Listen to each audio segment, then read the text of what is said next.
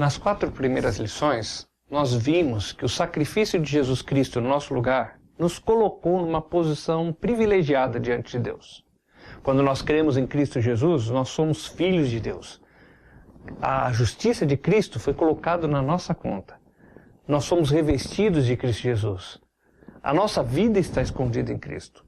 Nós vimos também que a salvação é garantida pelo sacrifício de Cristo, garantida pelo amor de Deus, pelo caráter de Deus, pela pessoa de Deus. O Espírito Santo mora dentro de nós e é a garantia de Deus de que Ele vai nos levar para a sua presença.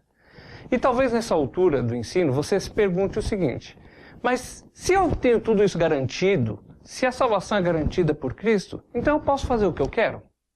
Pensando nessa questão, nós vamos estudar a palavra de Deus agora.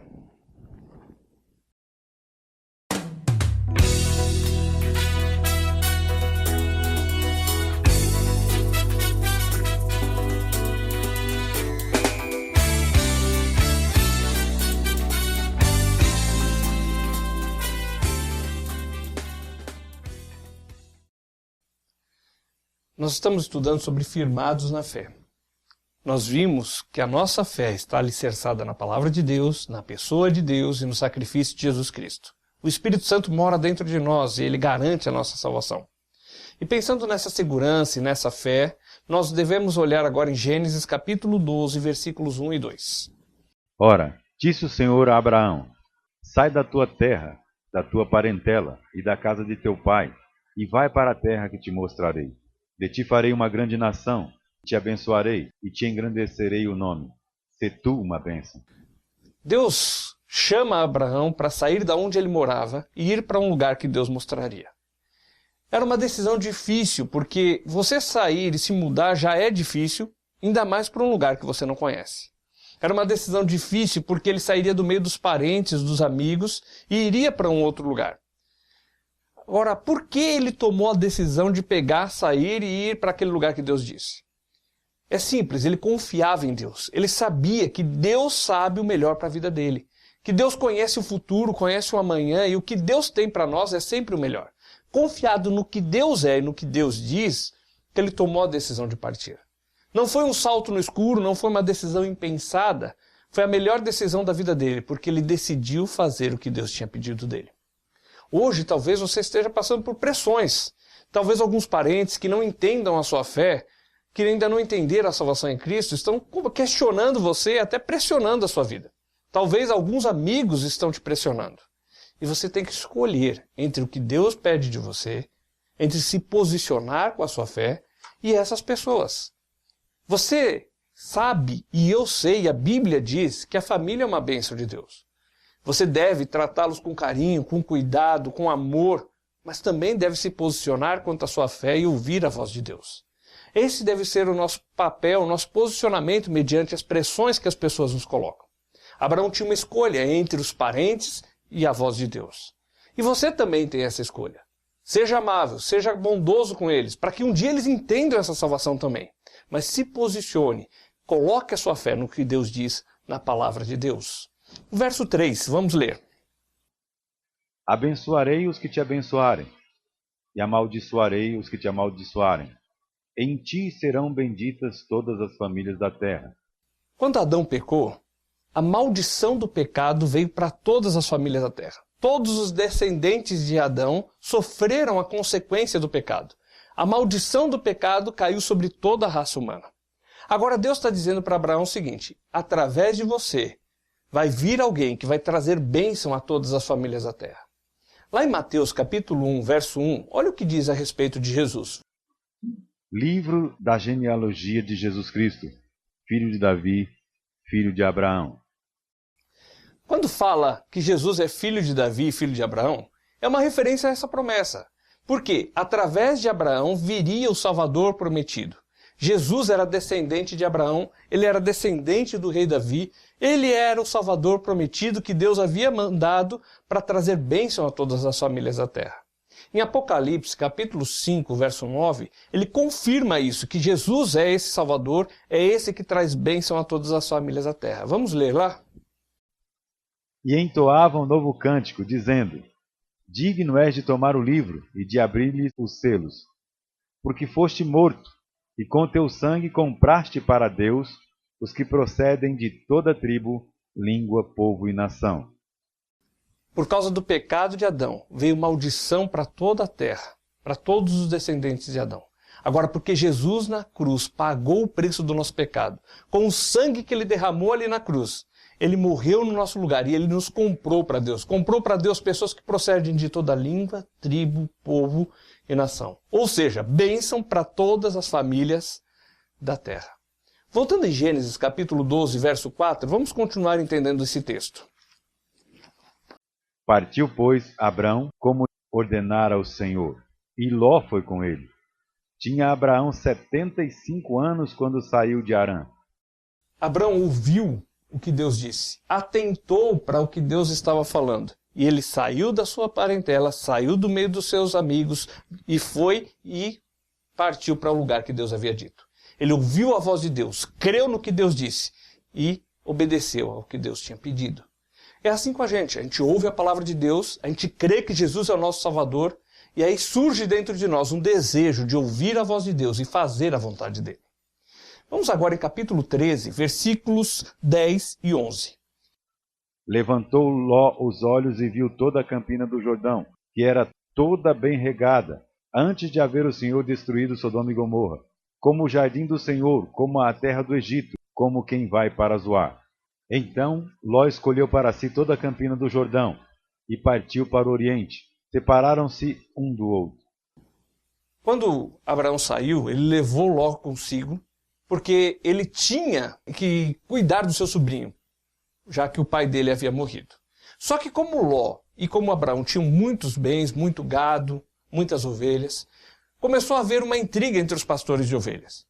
E para que não agravasse essa intriga e não chegasse a atingir a amizade do tio e o sobrinho, Abraão falou para ele, olha, faz o seguinte, Ló, você pega e você vai para um lugar que você escolher, se você escolher para lá, você vai para lá e eu vou para o outro lado. A proposta de Abraão era simplesmente que eles não brigassem por terra. Se fosse pensar pelo que era justo e certo, Ló deveria dar a preferência a Abraão. Mas ele não deu. Ele bateu o olho numa terra, achou muito bonita e partiu para lá. Ele não parou para refletir sobre o assunto. Ele não foi ver a região se realmente era boa, sondar a vizinhança. Ele, na sua precipitação, no impulso, ele tomou uma decisão baseada na aparência, que foi o segundo erro. Quando nós decidimos por impulso ou baseado em aparência, no termo popular nós podemos dizer o seguinte, a gente vai quebrar a cara. Quando nós temos uma decisão para tomar, nós devemos consultar a Deus. Orar, colocar diante de Deus essa decisão. E não simplesmente porque eu acho bonito, ou porque eu acho legal, ou eu vou lá e faço. E aí a tendência é que eu colhe as consequências da minha precipitação. Veja que o erro de Ló trouxe consequências para a vida dele. E nós devemos pensar que as decisões erradas que nós tomamos na nossa vida, sejam decisões de conduta, sejam decisões de negócios, nós podemos colher consequências duras. Isso não quer dizer que perdemos a salvação, isso não quer dizer que Deus não nos ama, quer dizer que nós colhemos os erros que nós cometemos. E isso aconteceu com Ló. Vamos continuar lendo, versículo 13. Ora, os homens de Sodoma eram maus e grandes pecadores contra o Senhor. Ló, ele tomou uma decisão precipitada e ele foi morar perto de um povo que tinha grandes problemas de relacionamento, grandes problemas de pecado, e isso afetaria a vida de Ló. Continuando a ler esses textos aqui, o final do capítulo 13, o começo do capítulo 14, nós vemos que houve uma grande guerra entre os reis daquela região. Os reis de Sodoma e Gomorra se aliaram a alguns outros e resolveram desafiar um outro reinado. Então foi uma guerra de 5 reis contra 4 reis. E no meio dessa guerra, Sodoma e Gomorra perdeu a batalha. E Ló, morando ali, também sofreu as consequências. Ló tomou uma decisão precipitada e agora estava sofrendo por culpa dessa decisão. Vamos ler capítulo 14, os versos 11 e 12. Tomaram, pois, todos os bens de Sodoma e de Gomorra, e todo o seu mantimento se foram. Apossaram-se também de Ló, filho do irmão de Abrão, que morava em Sodoma, e dos seus bens, e partiram. Ló agora estava sofrendo, perdeu tudo que ele tinha, e alguém chega e avisa a Abraão da dificuldade pela qual Ló estava passando agora. Versículo 14. Ouvindo Abraão que seu sobrinho estava preso, fez sair 318 homens dos mais capazes, nascidos em sua casa, e os perseguiu até Dan. Abraão ficou sabendo do que tinha acontecido. E ele juntou um bando, 318 pessoas, e foi socorrer o seu sobrinho. Aqui fala irmão, quer dizer filho do seu irmão. Agora a pergunta é o seguinte: se 5 exércitos inteiros perderam uma guerra, o que Abraão ia fazer lá com 318 pessoas? Ele tinha alguma chance de resolver a situação, de salvar Ló e de resolver aquele problema? Para os homens parecia algo impossível aquilo. Mas Abraão não fechou os olhos à necessidade do seu sobrinho e foi ajudá-lo. Verso 15. Feriu-os e os perseguiu até Elbar, que fica à esquerda de Damasco. Trouxe de novo todos os bens, e também a Ló, seu sobrinho, os bens dele, e ainda as mulheres e o povo. Abraão sai, vai socorrer Ló, e Deus abençoa a investida dele, que ele pode trazer de volta Ló e todas aquelas pessoas que tinham sido levadas para o cativeiro. Veja que Deus ajudou Abraão. Era impossível ele vencer, mas Deus deu a vitória para ele. Veja que Abraão não fechou os olhos à necessidade do seu sobrinho. Pelo contrário, foi e o buscou e resolveu o seu problema. Voltando dali, vem o rei de Sodoma para conversar com ele e também vem um rei muito especial falar com ele. Versículo 18. Melquisedeque, rei de Salém, trouxe pão e vinho, era o sacerdote do Deus Altíssimo. Melquisedeque era rei de Salém, que quer dizer lugar de paz. E ele veio ao encontro, trouxe pão, trouxe vinho, e esse homem tinha uma característica muito especial. Ele não era um rei simplesmente, mas também era um sacerdote, e um sacerdote do Deus Altíssimo. Quando falo Deus Altíssimo, quer dizer aquele que está acima de tudo e de todos. O Deus criador e sustentador do universo. Esse homem tinha a função de ser um sacerdote desse Deus. Mas o que é um sacerdote? O sacerdote ele tinha a função de interceder entre o homem e Deus.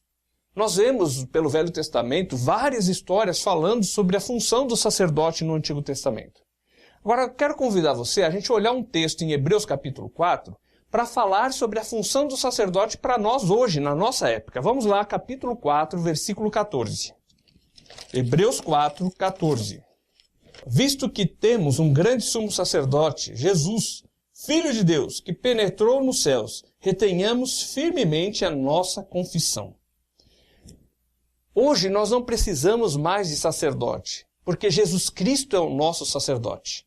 Não precisamos mais de ninguém intercedendo por nós, porque é Ele que intercede por nós. Olha o verso 15.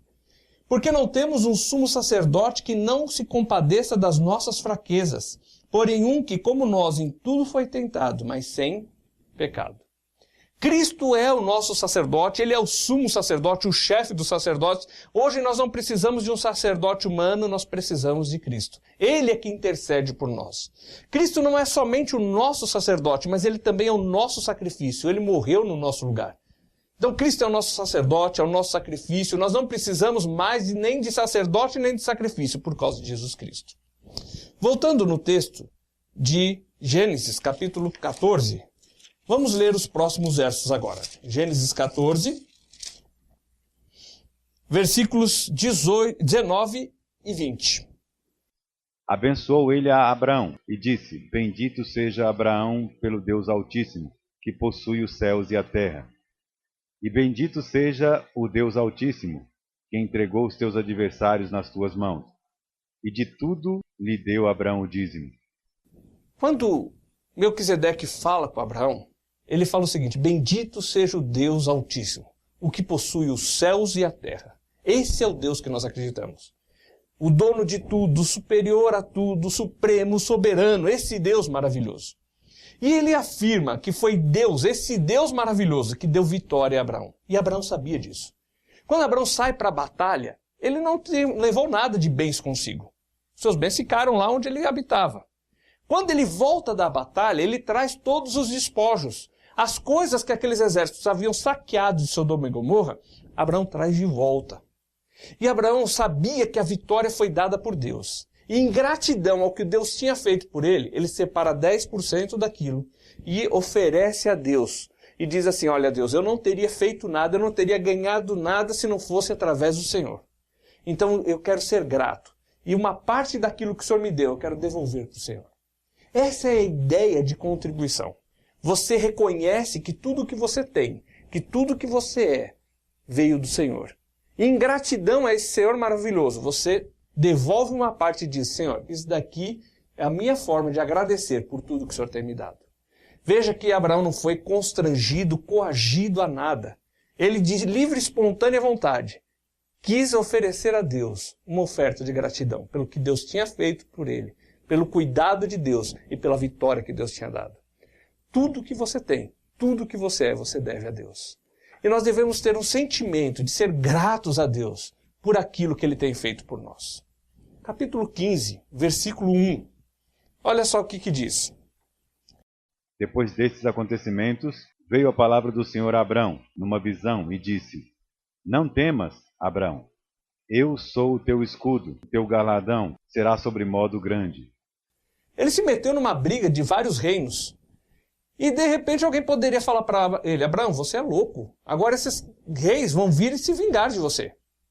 E Deus se apresenta para ele, olha, eu sou o teu escudo. Eu sou aquele que te protege. Nós temos que lembrar que Deus é tudo aquilo que nós precisamos. Se você precisa de proteção, Deus é a proteção. Se você precisa de sabedoria, Deus é a sabedoria que você precisa. Deus é o Altíssimo, possuidor dos céus e da terra, e Ele também é aquele que se preocupa conosco individualmente. Aquele que possui o universo inteiro, Ele se preocupa com você e a sua necessidade hoje. E a necessidade de Abraão naquele momento era se sentir protegido por Deus. E Deus diz, eu sou o teu escudo. E a tua recompensa vai ser grandíssima. Deus promete que Ele recompensa aqueles que confiam nele. Só que eu não devo servir a Deus e fazer a vontade de Deus por interesse. Eu devo fazer o que agrada a Deus por gratidão àquilo que Ele já fez por mim. Eu vou servir a Deus não porque eu quero uma recompensa. Eu vou servir a Deus porque Ele me amou, Ele deu a sua vida por mim e eu agora quero retribuir esse amor. Agora Deus avisa que se você servir a Ele, se você fizer a vontade dEle, Ele vai te recompensar. Mas não faça por interesse, faça por amor. Verso 2, vamos ler? Do 2 até o 4. Respondeu Abraão, Senhor Deus, que me haverás de dar, se continuo sem filhos, e o herdeiro da minha casa é o Damasceno Eliezer? Disse mais Abraão, a mim não me concedeste descendência, e um servo nascido na minha casa será o meu herdeiro. A isto respondeu logo o Senhor, dizendo, não será esse o teu herdeiro, mas aquele que será gerado de ti será o teu herdeiro. Abraão estava preocupado porque ele não tinha filhos. E ele abriu o coração dele diante de Deus. E Deus, Ele aprecia quando nós colocamos diante dele os nossos anseios, os nossos sentimentos. Nós temos a liberdade de chegar diante de Deus. Nós já estudamos em um dos estudos, lá em Hebreus capítulo 4, verso 16, que nós podemos chegar confiadamente na presença de Deus. Porque lá nós encontramos um trono de graça e ajuda em tempo oportuno. Nós temos que confiar nesse Deus. E nós podemos abrir o nosso coração diante dele. Orar é lançar para aquele Deus todo-poderoso, o possuidor do universo, as nossas ansiedades. Porque Ele se preocupa conosco individualmente. Orar é como diz o texto de Efésios capítulo 3, verso 20. Vamos ler lá? Efésios 3, 20.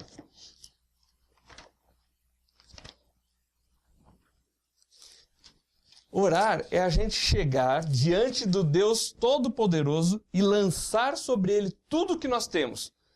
Lançar sobre aquele, verso 20, que é poderoso para fazer tudo muito mais abundantemente além do que aquilo que pedimos ou pensamos, segundo o seu poder que opera em nós. Você pode chegar diante de Deus e colocar as suas ansiedades. Antigamente, você buscava a solução para os seus problemas no meio de líderes religiosos, você buscava a solução para os seus problemas no meio de crendices antigas, de crenças, talvez através de um feiticeiro, um batuqueiro, como alguns lugares citam esse termo. Você ia buscar solução para os seus problemas atrás de muitas coisas. Agora você pode lançar todos os seus problemas diante daquele que é poderoso para fazer muito mais do que você pode imaginar. Esse é o Deus que nós temos. O possuidor dos céus e da terra, o Todo-Poderoso, mas que se preocupa conosco. Vamos agora voltar em Gênesis capítulo 15. Gênesis 15, versículos 5 e 6. Então o levou para fora e disse: Olha agora para os céus e conta as estrelas, se as pode contar. E disse: Assim será a tua descendência. E creu ele no Senhor, e isso lhe foi imputado como justiça. Deus disse: olha, eu vou dar para você um descendente, mas vai ser uma grande nação que vai vir dele. Você pode acreditar no que eu estou dizendo. E a Bíblia diz que Abraão creu, e isso foi colocado na conta dele como justiça. Também Deus tem falado que nós estávamos separados de Deus, mas quando nós cremos em Cristo, a justiça de Cristo é colocada na nossa vida, pela fé em Jesus Cristo. Vamos ver Romanos capítulo 5, verso 1. Justificados, pois, mediante a fé, temos paz com Deus por meio de nosso Senhor Jesus Cristo. Quando nós cremos em Cristo Jesus, o Senhor coloca na nossa conta a sua justiça, a justiça de Jesus Cristo. A palavra imputado quer dizer colocar na conta. Deus olha para nós, em vez de ver os nossos pecados, em vez de ver na nossa conta lá, pecador separado de Deus e merece o inferno, Ele olha para nós e vê a justiça de Cristo colocada em nós. Ele vê a nossa vida escondida em Cristo. Ele nos vê revestidos de Cristo Jesus. Somos declarados justos na sua presença. E isso aconteceu num tempo que nós éramos inimigos de Deus.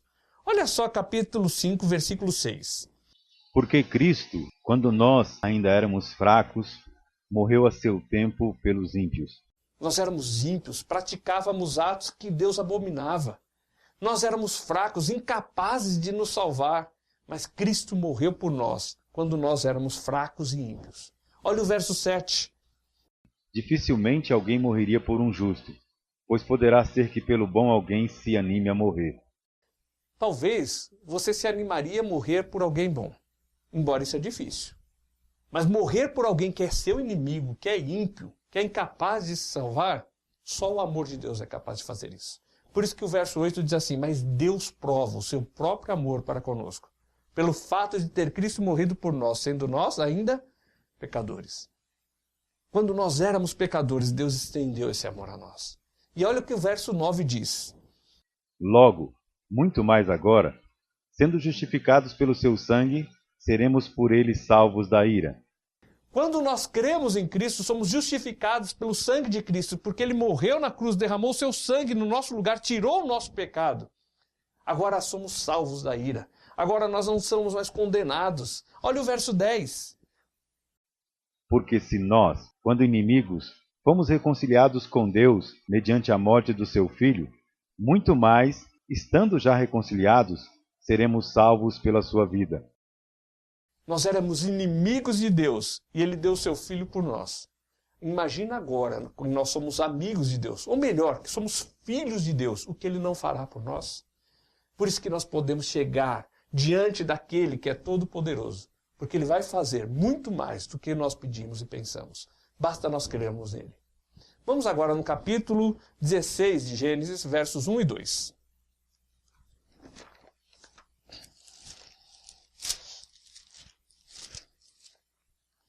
Deus havia prometido que daria um filho a Abraão, mas já tinham se passado vários anos.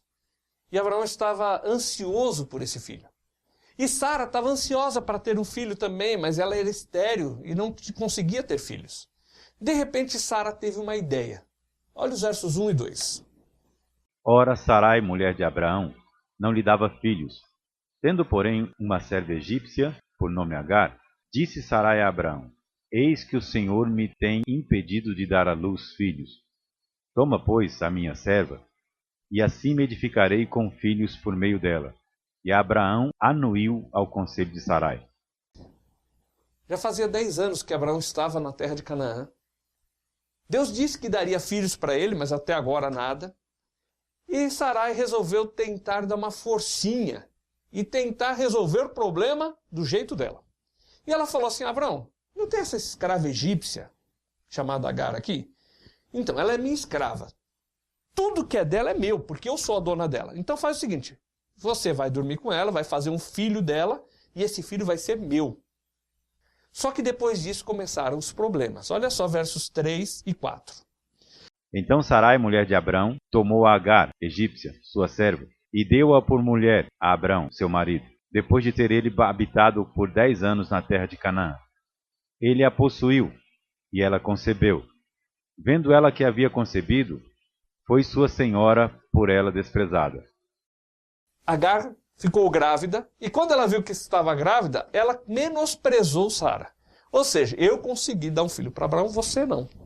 E Sara ficou muito irritada, porque se sentiu humilhada com essa situação. Agora, a culpa desse problema que ela estava passando era de quem? Era dela mesma. Ela que teve a grande ideia de fazer isso.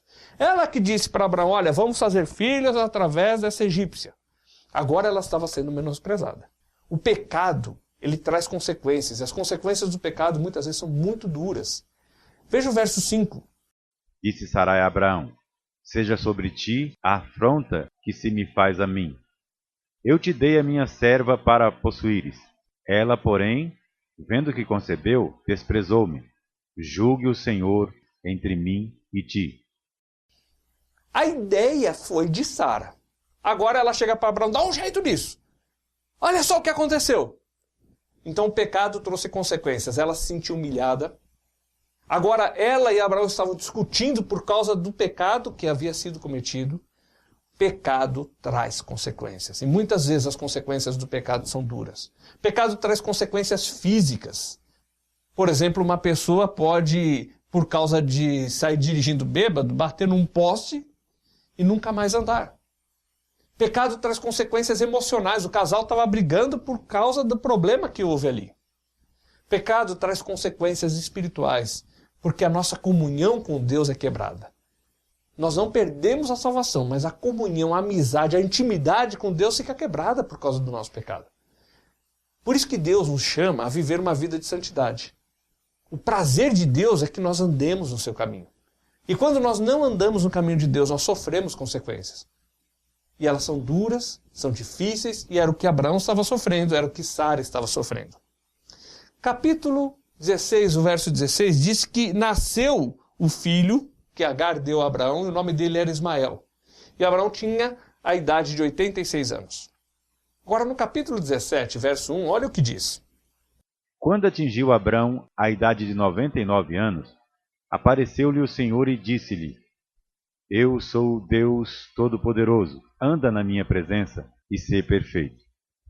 13 anos depois disso, Deus aparece para conversar com Abraão. E nessa conversa, Deus diz, olha, anda na minha presença e sê perfeito. Talvez, quando Abraão ouviu isso, ele pensou assim, Deus, olha, eu falhei, eu arrumei um filho aí que não devia ter arrumado. Tudo bem que a ideia foi de Sara, mas eu concordei. E eu sei que eu não fui perfeito diante do Senhor. Eu sei que eu errei. E Deus se apresenta para ele dizendo assim, anda na minha presença e ser perfeito. E talvez Abraão diria o seguinte, olha Deus, eu não consigo ser perfeito. E essa é uma verdade. Nós somos humanos e nós não conseguimos perfeição. Nós não conseguimos ser pessoas que andam 100% nos caminhos de Deus. Mas Deus se apresenta como aquele que é todo-poderoso. Aquele que é capaz de mudar. Aquele que é capaz de transformar as nossas vidas. Ele diz o seguinte, anda na minha presença. O imperativo, o chamado de Deus para Abraão era para andar na sua presença. E a perfeição seria a consequência de andar na presença de Deus. Deus está dizendo isso para a gente hoje. Você talvez está dizendo assim, olha, eu queria ser mais calmo. Eu queria ser uma pessoa mais paciente. Eu tenho lutado com a minha ira. Eu tenho lutado com as minhas dificuldades. E Deus está se apresentando e falando para você o que ele falou para Abraão. Ele está dizendo assim, ó, eu sou o Deus Todo-Poderoso. Eu sou aquele que pode mudar a sua vida. Eu sou aquele que pode transformar a sua vida. Ele só pede uma coisa, anda junto de mim. Se você começar a andar perto de Deus, Deus vai influenciar a sua vida a tal ponto que ele vai transformar o seu viver. E era isso que Deus estava falando para Abraão. Eu sei que você errou, Abraão. Eu sei que você pecou e você colheu consequências duras do seu pecado. Mas anda perto de mim, que eu vou transformar o seu viver. E toda vez que você errar, você pode chegar perto de Deus e começar a andar perto dele, que ele vai te ajudar e ele vai transformar a sua vida. Pecado traz consequências, mas sempre Deus está lá te chamando de volta para andar nos seus caminhos, para que ele transforme a sua vida, para que ele faça a diferença no seu viver. No mesmo capítulo, agora versículos 2 até 8. Farei uma aliança entre mim e te multiplicarei extraordinariamente. Prostrou-se Abrão, rosto em terra, e Deus lhe falou: Quanto a mim, será contigo a minha aliança. Serás pai de numerosas nações. Abraão já não será o teu nome, e sim Abraão, porque por pai de numerosas nações te constituí. Far-te-ei fecundo extraordinariamente. De ti farei nações, e reis procederão de ti. Estabelecerei a minha aliança entre mim e ti, e a tua descendência no decurso das suas gerações, aliança perpétua, para ser o teu Deus e da tua descendência. Dar-te-ei e a tua descendência a terra das tuas peregrinações, toda a terra de Canaã, em possessão perpétua. Eu serei o seu Deus. Veja que o erro que Abraão cometeu não anulou a fidelidade de Deus. Ele colheu as consequências do seu pecado, ele sofreu por causa do seu erro, mas Deus ainda cumpriu a sua promessa. Deus está dizendo, eu vou ser fiel ao que eu prometi. O erro humano nunca anula a fidelidade de Deus. Vamos agora no capítulo 19, verso 15. Ló estava lá na cidade de Sodoma e Gomorra, e Deus avisou que destruiria aquela cidade com fogo. E olha só versos 15 e 16. E ao amanhecer, os anjos apertaram com Ló, dizendo, levanta-te, toma tua mulher e as tuas 2 filhas que aqui estão, para que não pereças na injustiça dessa cidade. Ele, porém, demorava-se, e aqueles varões lhe pegaram pela mão e pela mão da sua mulher e pela mão das suas 2 filhas, sendo-lhe o Senhor misericordioso, e tiraram-no e puseram-no fora da cidade. Deus falou, olha Ló, sai logo da cidade. Mas Ló começou a demorar. E Deus, na sua misericórdia, manda os anjos pegarem eles pelas mãos e levar para fora. Veja que Ló foi salvo da destruição de Sodoma e Gomorra, não por causa da sua fidelidade, mas por causa da misericórdia de Deus. Não por causa que ele foi diligente, mas porque Deus foi misericordioso com ele. Também a nossa salvação é por causa da misericórdia de Deus, e não depende da nossa diligência. Continuando a ler o texto, verso 22. Apressa-te e escapa para ali, porque nada poderei fazer enquanto não estiveres ali chegado. Por isso se chamou o nome da cidade Zoar. Agora o 24. Então fez o Senhor chover enxofre e fogo da parte do Senhor sobre Sodoma e Gomorra. Deus mandou fogo do céu para destruir aquelas cidades. Ló foi salvo, não porque foi diligente, mas por causa da misericórdia de Deus. E Deus tinha avisado, não olhe para trás. Mas a mulher de Ló, olha o que ela fez. Ela olhou para trás, verso 26. E a mulher de Ló olhou para trás e ficou convertida numa estátua de sal. Ela não deu ouvidos ao que Deus disse, olhou para trás e ficou convertida numa estátua de sal. Talvez ela ficou curiosa para ver a chuva de fogo que estava ali, mas ela não deu ouvidos ao que Deus disse. Vamos para o capítulo 21. Versos 1 a 3. Visitou o Senhor a Sara, como lhe dissera, e o Senhor cumpriu o que lhe havia prometido. Sara concebeu e deu à luz um filho a Abraão na sua velhice, no tempo determinado que Deus lhe falara. Ao filho que lhe nasceu, que Sara lhe dera à luz, pôs Abraão o nome de Isaque. Abraão tentou dar um jeitinho para conseguir um filho. Ele só arrumou problemas para ele, porque o pecado traz consequências. Mas Deus ainda continuou fiel. E na sua fidelidade ele cumpriu a sua promessa e ele deu o filho para Abraão. Veja que o erro de Abraão não anulou a fidelidade de Deus. Deus continuou fiel, mesmo que ele errou. Bom, nasceu Isaque. Era alegria na vida de Sara, na vida de Abraão. Porém, Ismael começou a zombar de Isaque. Ismael aqui, já nessa altura, quando Isaque nasceu, tinha 13 anos, 14 anos. E quando Ismael começou a zombar de Isaque, Sara virou uma fera. Olha só versículos 9 a 11. Vendo Sara que o filho de Agar, a egípcia, o qual ela dera à luz a Abraão, caçoava de Isaque, disse a Abraão: rejeita essa escrava e seu filho, porque o filho dessa escrava não será herdeiro com Isaque, meu filho. Pareceu isso muito penoso aos olhos de Abraão, por causa de seu filho. Abraão, naquela hora, sentiu muito, porque, embora Ismael estivesse zombando de Isaque, Ismael era filho de Abraão também. Lembra que o pecado traz consequências? Estavam colhendo as consequências do seu pecado. Sabe que até hoje existe problema entre os descendentes de Isaque e os descendentes de Ismael. Existem religiões fortes que vieram descendentes desses povos, e até hoje eles brigam entre si por culpa desse pecado. Agora, Ismael está fora de casa, foi lançado para fora, e eu imagino Abraão pensando, será que Ismael está bem hoje? Será que Ismael comeu? Como que será que ele está? Eu imagino a dor emocional, a tristeza da alma de Abraão de ter que expulsar Ismael de casa. Isso tudo mostra para a gente que não vale a pena pecar. Porque o pecado é duro, é cruel e ele traz consequências. E eu quero dizer para vocês o seguinte, terminar esse estudo de hoje chamando a nossa atenção de que nós devemos buscar a face do Senhor, andar na sua presença. Porque Ele vai nos ajudar, Ele vai transformar a nossa vida. E nós vamos errar menos. Agora, se você pecou, se você errou, ande na presença do Senhor e experimente do poder dEle transformando a sua vida. Ele é o Deus Todo-Poderoso que pode fazer e vai fazer a diferença nas nossas vidas. Esse é o nosso Pai. É esse Deus que se preocupa conosco. No próximo estudo, nós continuaremos vendo essa questão do pecado, das consequências e do Pai maravilhoso que nós temos. Até o próximo estudo.